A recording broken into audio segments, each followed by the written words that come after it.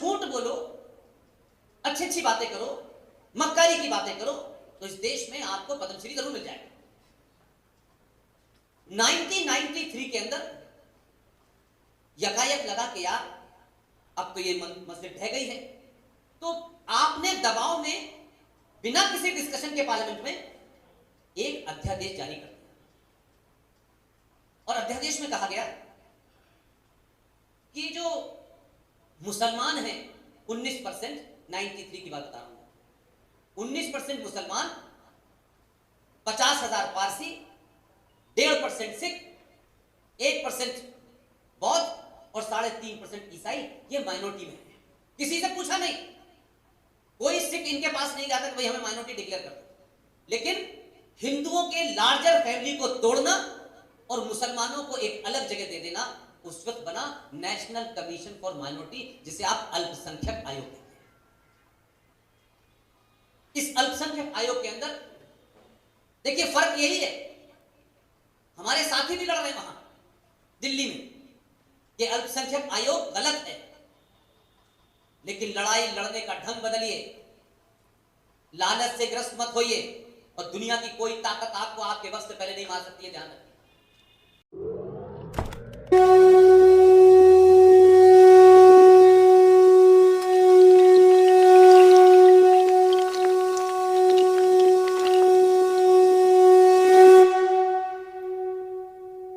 सनातनी हिंदू समाज को एक लंबे समय से झूठ बोलने, झूठ सुनने और दूसरों से झूठ की तवक्को करने की आदत पड़ गई है, और हमें लगातार अलग अलग माध्यमों से यह बताया गया है आप 1000 साल तक गुलाम रहे, आपके पूर्वज गुलाम रहे, आप लालची हैं, आप बटे हुए हैं, वगैरह वगैरह, जितने भी नैरेटिव होते हैं वो सारे के सारे बताए गए। ये बात अलग है कि 712 के बाद आज देश का प्रधानमंत्री पहली बार अपने मन की बात कह पाता है, नहीं तो ये मन की बात मन में ही रह जाती थी। ये सिर्फ इसलिए नहीं हुआ है कि दिल्ली में कोई डिस्पेंसेशन बदल गया है, मैं इस बात को कतई नहीं मानता। मैं मानता हूं कि 2014 इसलिए पैदा हुआ कि सनातनी समाज जो भारतीय राजनीति का जो पूरा सर्किल था उसमें था ही नहीं। मुसलमानों में 73-72 फिरके हैं, बड़े से बड़ा नेता, बड़े से बड़ा पॉलिटिशियन, चाहे वो हिंदूवादी हो, सेकुलर हो, मुसलमान हो, वामपंथी हो, उसने मुसलमानों को हमेशा एक ही नैरेटिव से एड्रेस किया, मुसलमान।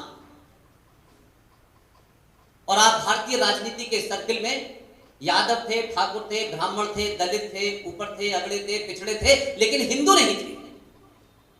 ये बहुत डेलिबरेटली किया गया, पहले राजनीतिक तौर पे किया गया और फिर उसको संवैधानिक तौर पे मजबूत किया गया। तो आज कुछ ऐसा नहीं है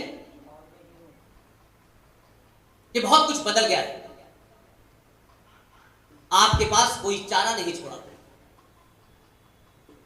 इसलिए जिन लोगों को बदख्याली है, सुनी सुनाई बातें कहने का शौक है, और खासतौर से आज की जनरेशन को जो युवा है, आप उस दौर में पैदा हुए हैं जब संचार क्रांति हो चुकी है, और इस संचार क्रांति ने बिल्कुल फ्री में आपके पास दुनिया की सारी इंफॉर्मेशन अवेलेबल करा दी है। अब कोई एक हिंदुत्व के नाम पे कोई बैठ करके बड़े से भवन में आपको एक तरफा ज्ञान नहीं दे सकता। इस संचार क्रांति ने आपको तर्कों से मजबूत किया है, रेफरेंस से मजबूत किया है, किताबों से मजबूत किया है, लॉजिक पे मजबूत किया है। लिहाजा अब आपके हारने का कोई बहाना नहीं हो सकता। बार बार इस देश में एक शब्द का बहुत प्रयोग होता है, और इतनी स्थिति खराब हो गई है कि आप लोगों को शायद इस बात का इल्म नहीं होगा कि जिसे ग्रेट ब्रिटेन कहते हैं, उस ग्रेट ब्रिटेन की टोटल आबादी कितनी है? 6,25,00,000। हमारे यहां एक राज्य उत्तर प्रदेश की टोटल पॉपुलेशन 23 करोड़ है। लेकिन वो ग्रेट ब्रिटेन है और हम 135 करोड़ के बाद भी नहीं है। उस ग्रेट ब्रिटेन में अंकुर भाई, वहां जनसंख्या का गिनती शुरू होनी है, सेंसस हो रहा है। 28 मार्च को शायद वो शुरू होगा। पूरे इंग्लैंड में सारे लोगों की बड़ी कोशिश है कि हिंदुस्तान में जो भी स्पीकर्स हैं वो इस मुद्दे को उठाएं, और जो वहां 40-40 साल से रह रहे हैं, ये उनकी हमारे सामने विनती है कि हम जितनी से ज्यादा सभाएं ग्रेट ब्रिटेन में भारत से संबोधित कर सके करें।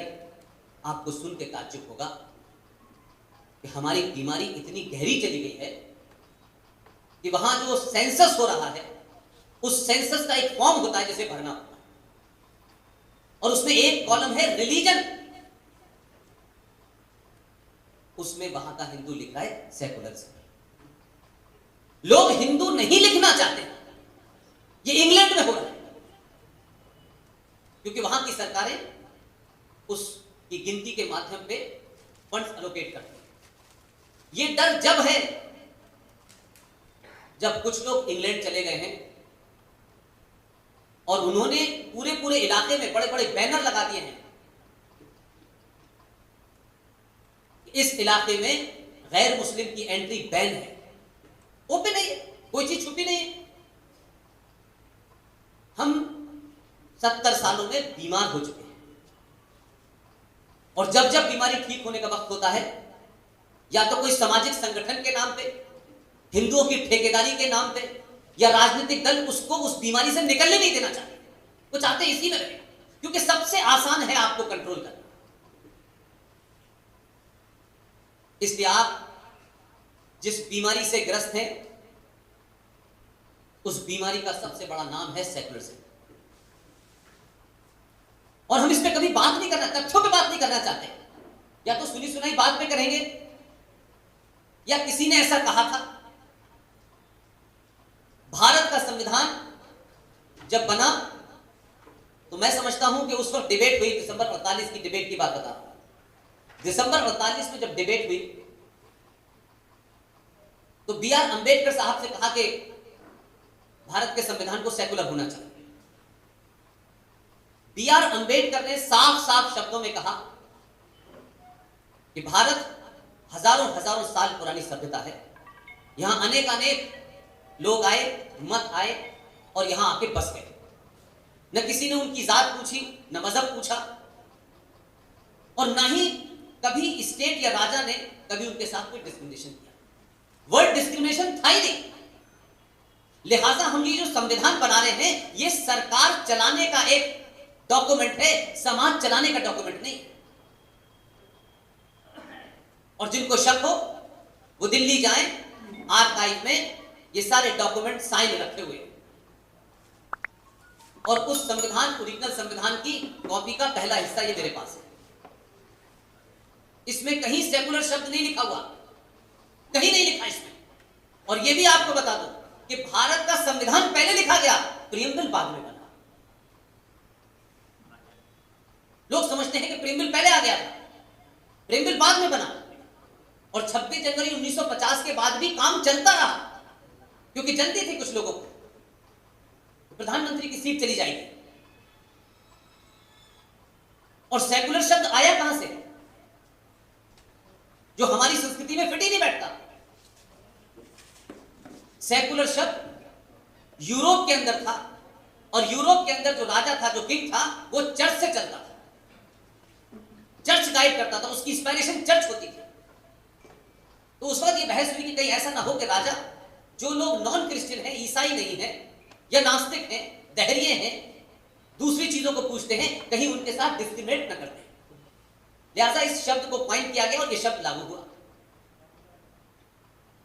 लेकिन हमारे यहां राजा का धर्म होता है,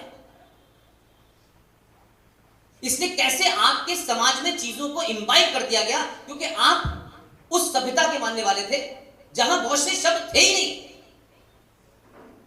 सनातन संस्कृति का पूरा इतिहास पढ़ लीजिए, हजारों साल का इतिहास पढ़ लीजिए, बलात्कार शब्द हमारे किसी ग्रंथ में मिलता ही नहीं, हमारे किसी किसी लिटरेचर में मिलते ही नहीं।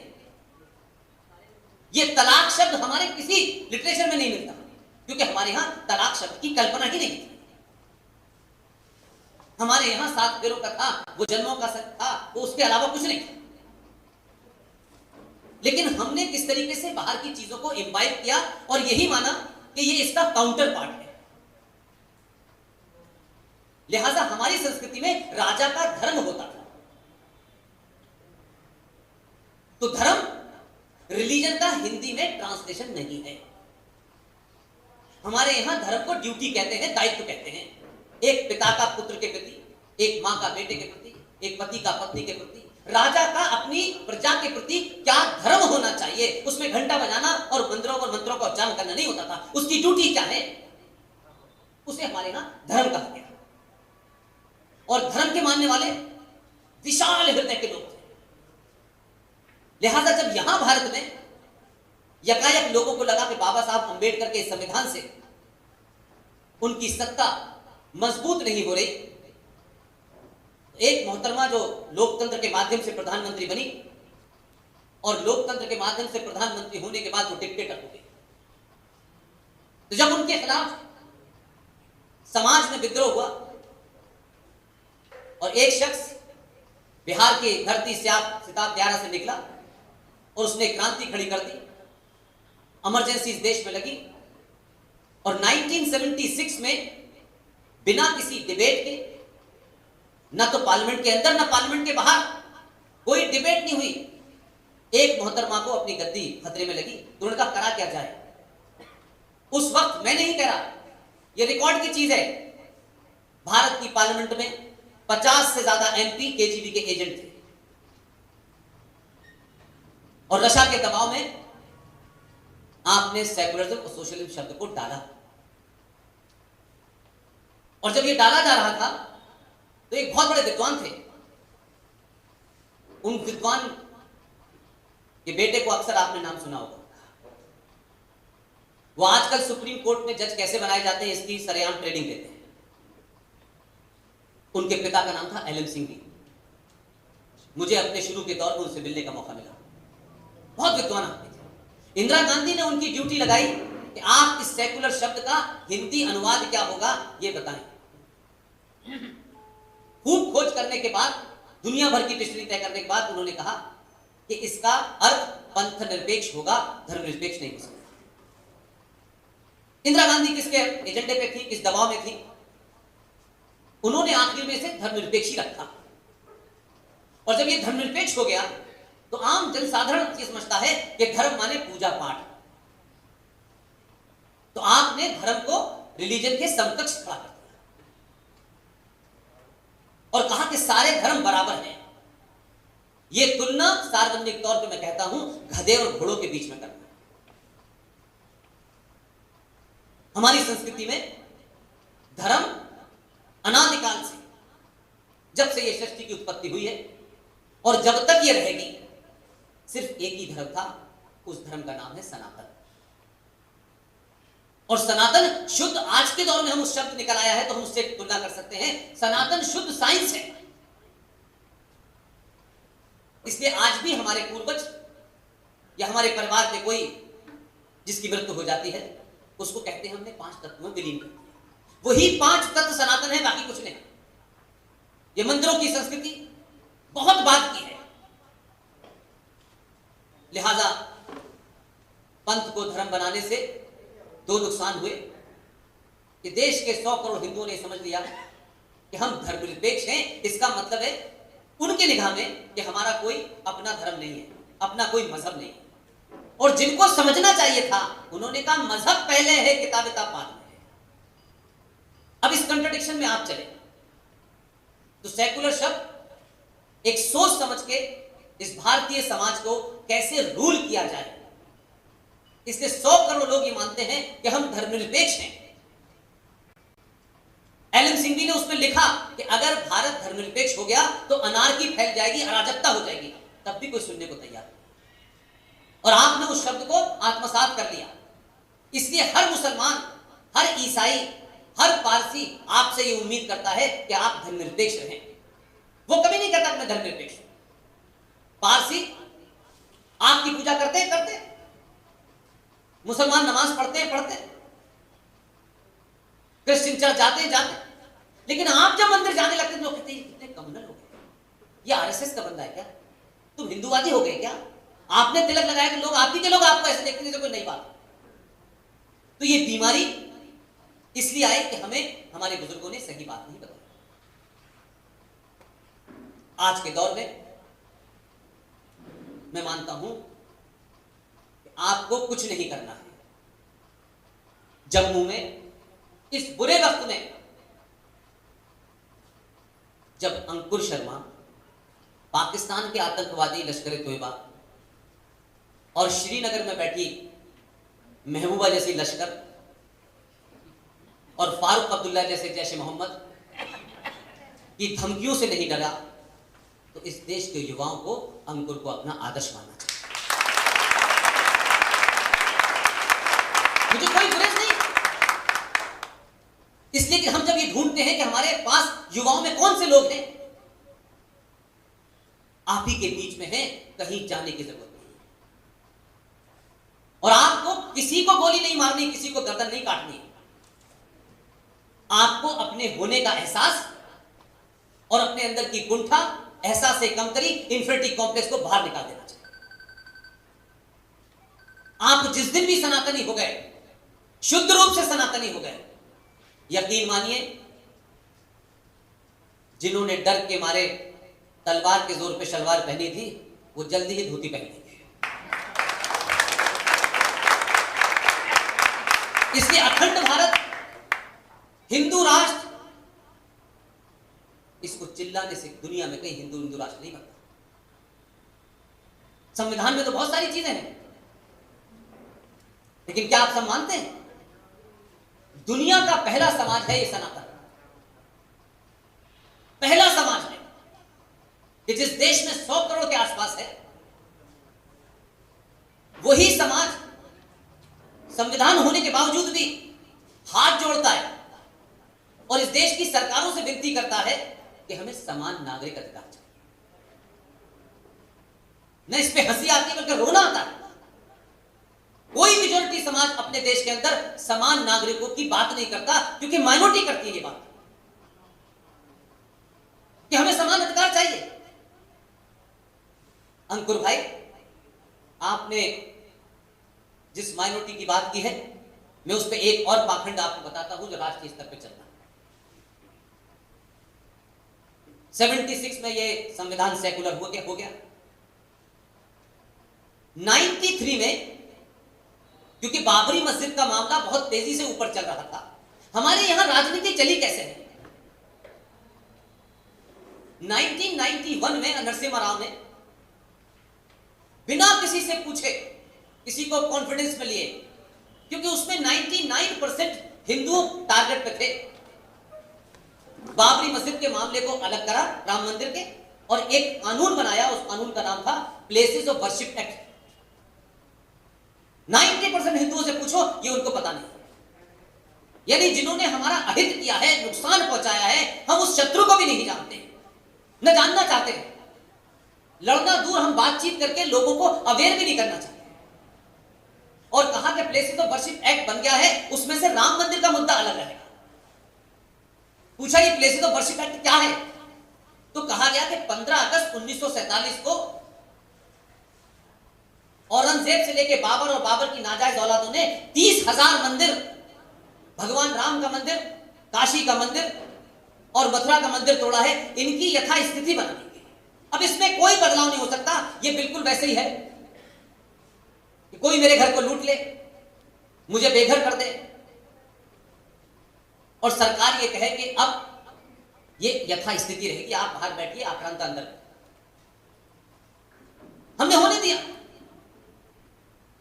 और 1992 में क्योंकि मंदिर मूवमेंट बहुत तेजी पे था, तो सरकार को लगा कि मुसलमानों को खुश करना है। तो जो आदमी 1947 से 58 तक भारत का पहला अनपढ़ जाहिल, निहायत गंवार, न स्कूल गया, न केजी गया, न कॉलेज गया, न यूनिवर्सिटी गया, उसे शिक्षा मंत्री बनाया। वो 47 से 58 तक शिक्षा मंत्री रहा भाई। लेकिन 58 से 1992 तक उसका मूल्यांकन नहीं हुआ कि उसने भारत में क्या दिया, लेकिन यकायक लगा कि यार मंदिर का मामला गड़बड़ हो गया है, बाबरी मस्जिद टूटने वाली है, तो उसे भारत रत्न दे दिया ताकि मुसलमान खुश हो। हमारे यहां अपीस करने का लेवल भी क्लासिक है। और फिर 1993 में क्या किया कि मुसलमान तो खुश नहीं हो रहे, ये मुसलमान तो अल्लाह से भी खुश नहीं है, हमसे क्या खुश होंगे यार? जो मोहम्मद के सगे नहीं हुए हमारे सगे होंगे क्या? ये रिजवी साहब बैठे हुए, पूछिए इनसे, अली को किसने मारा? उनकी बेटी फातिमा, अली की पत्नी, उन्हें किसने मारा? नवाजों को किसने मारा? रामलाल, श्यामलाल? नहीं मारा। जब वो खुद मोहम्मद साहब के नहीं हुए, उनके बेटे के नहीं हुए, दामाद के नहीं हुए, बेटी के नहीं हुए, उनके नवाजों के नहीं हुए, वो आपसे कह रहे हैं हम भाई भाई। कमाल। लेकिन ये चल रहा, ये बात को तो लोग कहते हैं आप तो हिंदूवादी हैं। इसमें हिंदूवाद कहां से